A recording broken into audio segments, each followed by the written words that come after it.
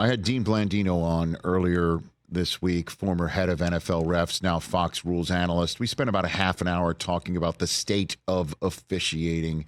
And I said essentially that this is, at the very least, a perception problem.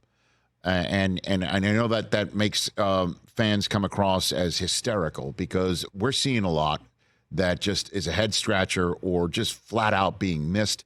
We're seeing a lot of officiating look poor, straight up. And last night, Thursday Night Football, we saw a ton of penalties. The grand total number of penalty yards, it was kind of evenly split between both teams. It was 257 penalty yards. After the game, Pete Carroll had 10 of the penalties of the 19 that got not called, but agreed to. He said, quote unquote, we've got to get out of that kind of football.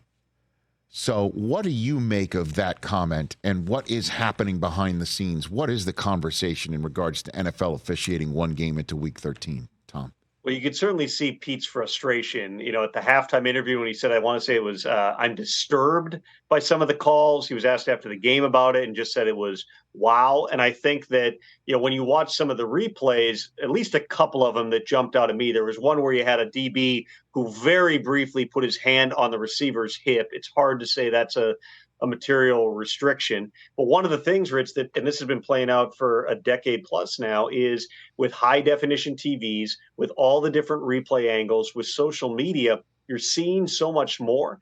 And if you break it down frame by frame, there's a lot of things that you convince yourself that you're seeing that maybe in the past, when you only had one replay, during the game and you didn't have the high definition cameras, we wouldn't be seeing it. Last night was actually where you're seeing things swing back, where there's a bunch of things the officials are throwing the flags on that you don't see when you go back and look at it in slow-mo or in HD. And is that a reaction to the way that the league is pushing for certain things to be points of emphasis? That is certainly always a possibility. It also brings us to these broader conversations, Rich, that the competition committee has pushed back on in the past about whether or not you should have subjective calls be subject to replay.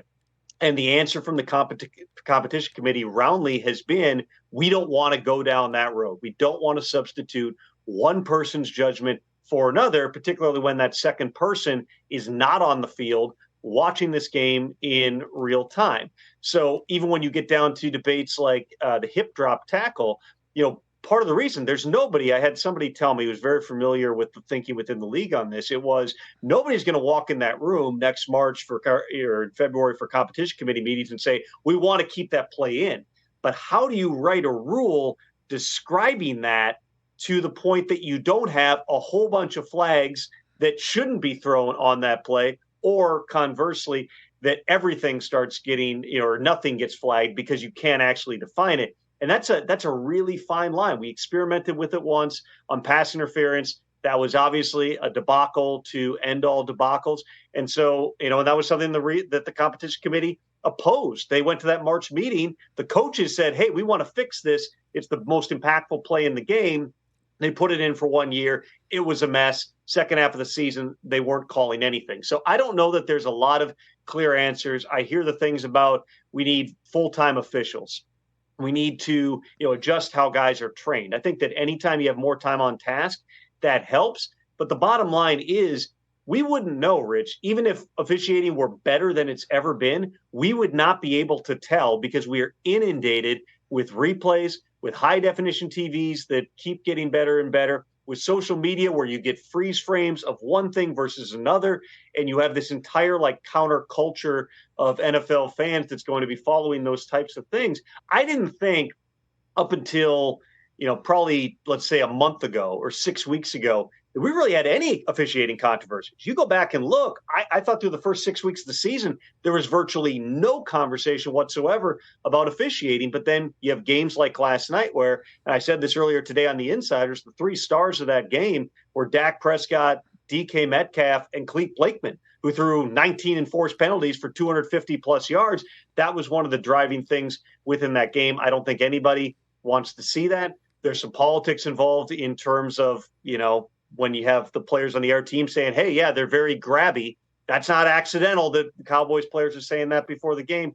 How do you enforce it? How do you play? Pete Carroll's always played a physical style of defense. If you take that away, it does impact how these teams are going to game plan and scheme. Yeah, my take was week 13 is my cause, my cleat. That's what we saw on Thursday night, So before I let you go, the usual. That one's going to take me a while. No I'm not problem. going to be able to get that one out of my head. My cause, use it. Go ahead. My cause, my cleat. Catch the Rich Eisen Show every single day on the Roku channel, 12 to 3 Eastern, for free.